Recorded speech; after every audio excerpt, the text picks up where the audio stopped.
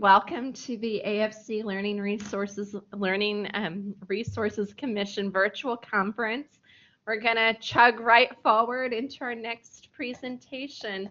And I do want to give a shout out. We do have a service project going on right now in conjunction with this conference. And there's more details also listed on our conference LibGuide. And let's see here, sorry. Oh, and we have a really interesting project coming up next from Miami-Dade. And Jennifer, are you on the line? I saw you log in. I am. Can you hear me? Oh, I can. You sound terrific. Fantastic. Good afternoon, we are everyone. just so happy to have you here and presenting on your project. I'm really looking forward to hearing what you've brought forward. So thank you again. And this presentation, if this is your first time tuning in, we'll go for about 20 minutes, and then Jennifer will take questions for a few minutes, and then we'll move on to the next presentation. Thank you. Thank you so much, Kendra.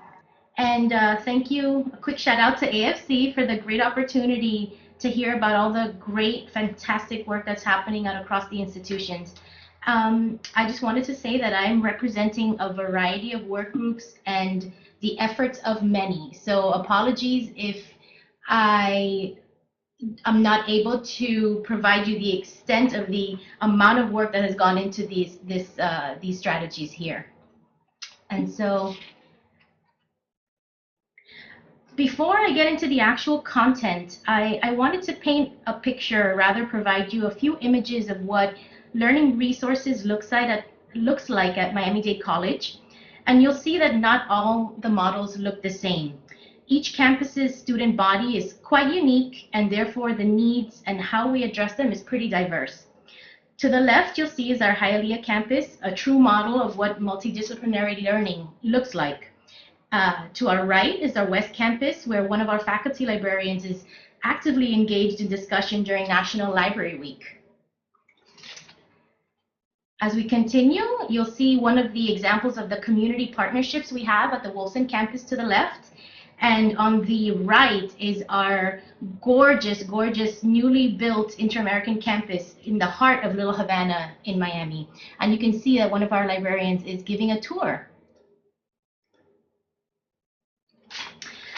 Here, Kendall Campus, where we love to engage students in exhibiting their works. And if you can just imagine the natural, beautiful light that comes in at the Homestead Campus. And lastly, a couple more images, just so that you have the effect, the full effect. We have the library on the fly model at the North Campus, and then below, just some of the anatomical and simulation models and tutoring that happens at the medical campus.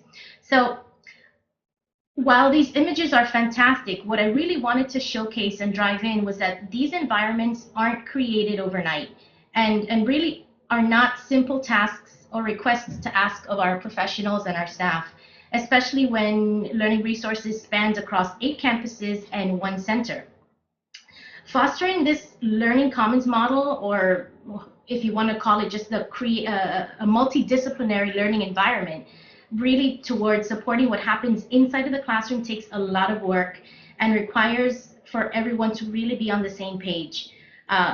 For Miami-Dade College, employee engagement, information, communication, and training have been key components into what has made learning resources so successful at transforming and really driving student success. So today, I'd just like to highlight a couple of the specific efforts that we've made towards training of our academic support staff, instructional assistants, and our tutors. Before I do that, a quick context of Miami-Dade College, just so that you can see the scope of such an undertaking. It's truly remarkable. Miami-Dade College is considered one of the largest, or the largest, most diverse college in the nation, with 8 campuses, 1 center, and more than 165,000 students across the world. We enrolled, in fact, in the 2014-15 academic year, 92,085 credit students. And since the year 2000, have increased our credit student enrollment by 28%. 71% of the student body are Hispanic, 52% first generation, and 66 are classified as low income.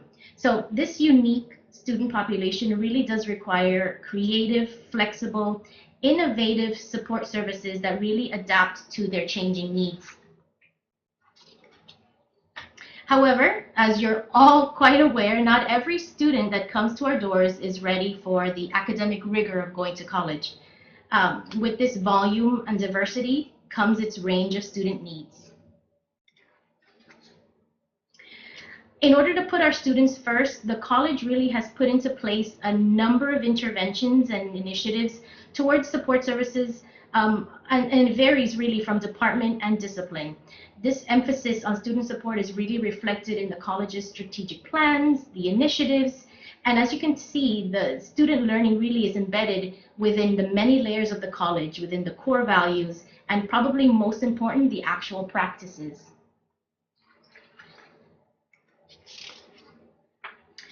Within learning resources alone, we have a variety of services and expertise that we make available to students as much as possible. And this is done through the understanding that both the input and the output are equally important. A focus on the internal development of our staff, so the staffing, the programming, the services, and then assessing what works and what can become more effective is really crucial. In fact, a lot of the internal goals within learning resources revolves around skill development, instruction, the manner of delivery, and assessment, really painting that whole picture, that whole process. Our website really allows us to connect and engage with students and staff in a variety of ways. And as I think I've mentioned, Learning Resources really serves students college-wide and is represented on 8 different campuses and 1 center. Our staffing consists of librarians, faculty librarians, tutors, instructional professional staff, and administrators who all work collaboratively to develop these quality services. And while Learning Resources finds great importance in standardizing the types of services provided to faculty, students, and the campus community, it really also places great significance on the need to individualize those services based on the varying populations. We offer an array of instructional support services that I'm sure mirrors those that you have established at your institutions. As you can see, we offer the LIS 2004 course, library instructions, tutoring, and much more. In fact, through new initiatives set up every year, our library instructions have increased by 121% since in comparing the 2015-16 academic year to the 2014-15. So we're constantly seeing students and serving more populations across our campuses. As for the academic tutoring portion, we address a variety of different areas with a heavy emphasis coming from reading, writing, English, and mathematics.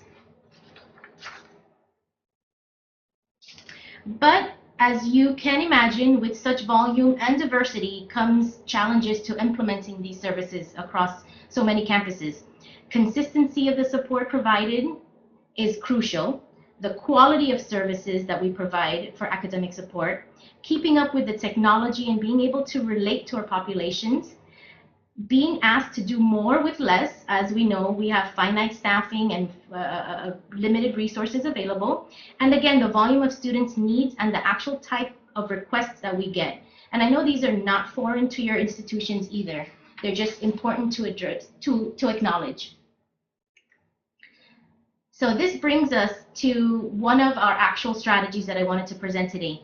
And this, again, is looking at the input. How really can our staff at the front lines of academic support be equipped with such competencies to meet our student demands without the proper training and exposure? In fact, we really need to look at the systems and make sure that development is put into place. A critical reflection of our professional development process and training processes of our staff, both instructional and support, was done, and it really begged us to be honest about what was happening and really solicit feedback from our team members. as far as what worked, what they were interested in, what they felt they really needed to do their jobs effectively and confidently. So hence the creation of the Individualized Professional Development Plan. This provides a platform where all of our instructional and non-instructional support staff are able to consult with their immediate leadership, self-identify their strengths as well as their areas for further development. Tools implemented in this approach help individual staff members develop their yearly goals and plans with the ultimate purpose of acquiring the skills that our students really do rely on when they meet with them. The main purpose of this IPDP is to help learning resources employees identify their unique development skills and really create this action plan for a targeted skill or competency. The great thing is that this initiative has not only helped with employee engagement as far as more meaningful conversations, but has really also helped us analyze the process of employee recruitment and retention in a strategic way, both of which are pillars of the college's strategic plan. So this process included gathering feedback, using feedback towards developing appropriate programming, and then implementing it in meaningful yet non-burdensome ways for our staff. During the 2015-16 academic year, our staff were surveyed on both the hard skills, which are more technical in nature, and the soft skills, are people-oriented skills like communication and leadership. We had a 54% response rate, and some of this was due to the timing of the survey, which we have acknowledged. We did not include faculty or student assistants as they have their own evaluation methods, but as you can see, our tutors, lab instructors, and instructional assistants were most involved in providing the input. We then took the information gathered and mapped out some of the priorities for training. We also created larger scale trainings and smaller ones based on appropriate work roles and responsibilities. We then organized through our own college's training and development team and created appropriate forms to really capture all of this work. So we went through quite a few revisions back and forth, but we were able to agree on the forms and the process. And so based on their feedback, the following really was learned. 72% of our staff were very interested in enhancing their professional development skills, which is fantastic. 61% strongly agreed that professional development positively impacted their work performance, so it was quite relevant to them. Yet only 38% felt that they received sufficient training to do their job, so we're seeing quite a significant need and gap there. More respondents felt strongly about developing their hard skills rather than their soft skills, and more respondents were interested in professional development opportunities that were offered within the institution rather than seeking external ones. So based on all of this information, we figured out that our individuals prefer to really receive training opportunities within, and so prioritize the opportunities that we would develop and put forth. Again, considering the fact that trainings were limited as far as online courses, the webinars that were being offered and available to our staff, as well as the fact that some trainings just required a more hands-on and personal approach. And this flowchart really just kind of explains the meaning and the relevance to our staff. And in order for it to be meaningful and really work into the existing frameworks, we had to have it become an authentic practice. And so this process really involves a critical reflection of our individuals alongside having these conversations that are meaningful with supervisors and teammates across 8 campuses. And so I'm hoping that you can see some of the information provided here, but we've highlighted the implementation of this IPDP and did experience a few hiccups along the way. But hiccups aren't necessarily a bad thing. We had to review the terminology that we used. We had to really think about the clarity of the questions that we were asking our staff. Because we really wanted to reinforce the self-driven component behind the process, we really wanted to make sure that that was revealed through this process, and not just have it become a process where a supervisor is telling an individual what activities to do. And then it really gave us an opportunity to work towards fostering a culture of creativity and thinking outside of the box when it came to training and learning. So this is an actual example of one of our staff members' IPDP. We realized that making concrete connections with our individual goals and the greater global competencies also really helped people see the benefits of this process. So I'm not sure if you're able to really decipher there, but I will send this out at a later time. The competencies listed on the form were retrieved from WebJunction's Competency Index that was developed through IMLS, as well as information from internal job descriptions and the literature in the relevant academic fields. So then the next step really was soliciting feedback on this whole implementation process. We want to know, and which we have not done as yet, but how our staff feels about actually completing the forms, developing the training opportunities that are relevant to them, the process of meeting with their supervisors, and really if they felt that there were any challenges. And probably more importantly, how confident and marketable they now felt based on the skill development. So now the second approach that I want to highlight, which is the other input, is towards providing effective supplemental instruction, was the tutor training program that we developed. We used the information that was gathered from our surveys that was specific to tutoring and designed a program that combined both web-based tutorials and in-house multiple face-to-face offerings. Perhaps the most relevant, important element to this program was the collaborations between learning resources and the other levels of expertise within our college. And this includes faculty, the academic disciplines, the area leads, student services departments, and the understanding that there really is no one right way to train tutors. But this happens to just be the way that has worked for us. So we created both formal and informal opportunities to make sure that the manner in which we were training also met the needs of our tutors themselves.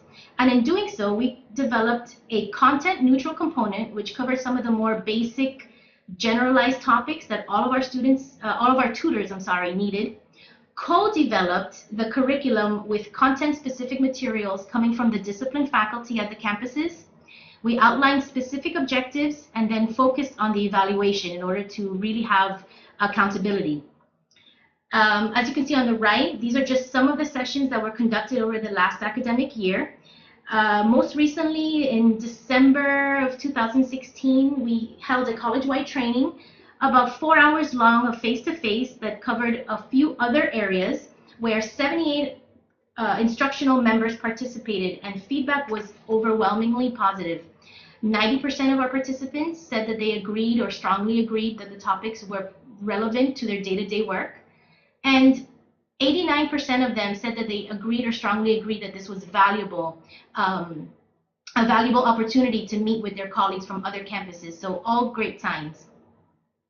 And not listed are some of the other topics being highlighted at these trainings, which include learning how to best offer diverse strategies for our access disability services, and then some of the more content-specific disciplines such as math, English, and one that's coming up now on reading.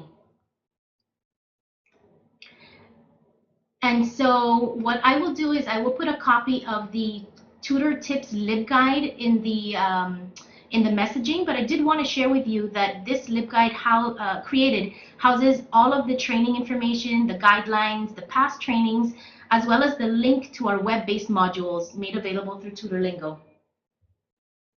And most recently, one of the most helpful aspects of this LibGuide has been the integration of a tutor training schedule, where all campuses are now able to participate and see each other's workshops. And so they're able to allow their tutors to attend trainings based on availability and relevant topics. Again, the TutorLingo, I'll put the link on the message. But to date, we've had about 84 unique participants and over 334 sessions that have been conducted. And the great thing is that TutorLingo allows you to collect data on your tutors, so you're able to track and get comments and feedback from them. So all this input is Fantastic. But what did the data say? We asked our students who received tutoring for feedback based on our tutors. The first survey administered before the instructional staff participated in our training revealed that only 74% of students were likely to return for additional tutoring services, whereas after the training, 91% of them said that they agreed or strongly agreed that they would return.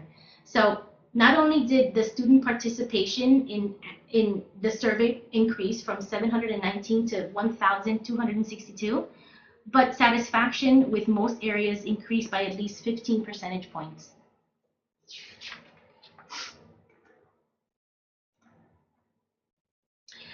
Assessment of our tutor participation was also very important, and this provided us with more qualitative suggestions as far as the need to learn how to best work with students with disabilities, as well as changing the methods of our presentations.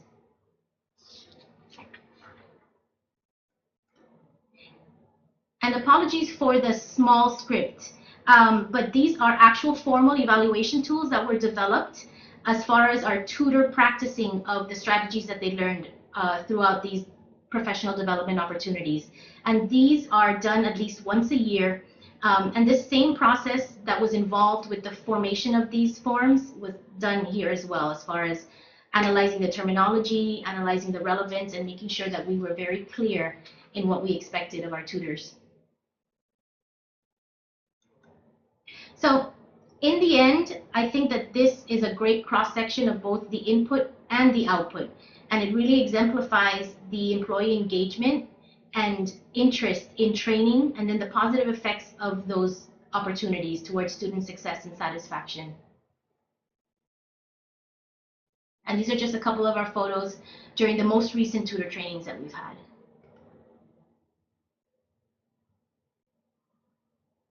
Some action shots of our tutors. Any questions?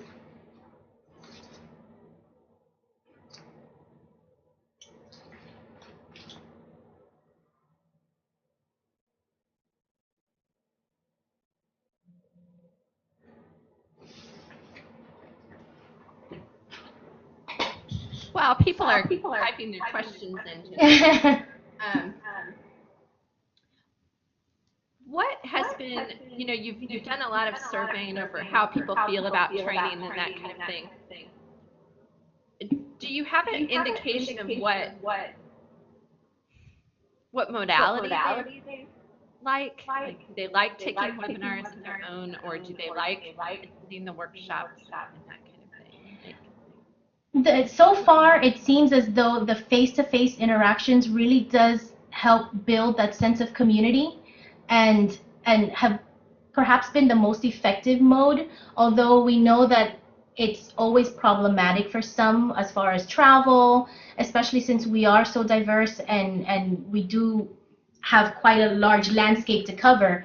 But the face-to-face interaction for our tutors really is the most beneficial, and in fact, many of them prefer that mode and will drive to wherever we're holding them to participate.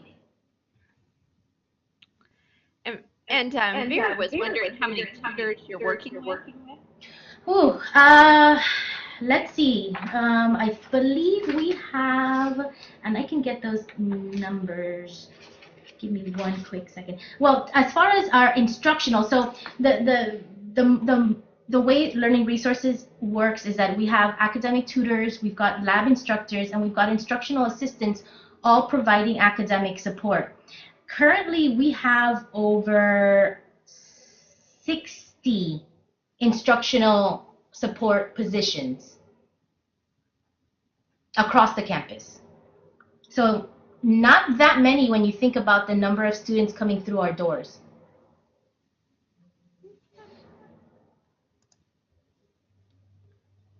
Well, you certainly do have some gorgeous faces, and you're doing such good work. Were there any other last questions before we let? Well, Jennifer, I greatly appreciate you coming here and presenting and sharing more about the good work you're doing down at Miami-Dade. So thank you so much. Thank you for having us. Certainly, certainly. All right. Have a great day. You too. You too.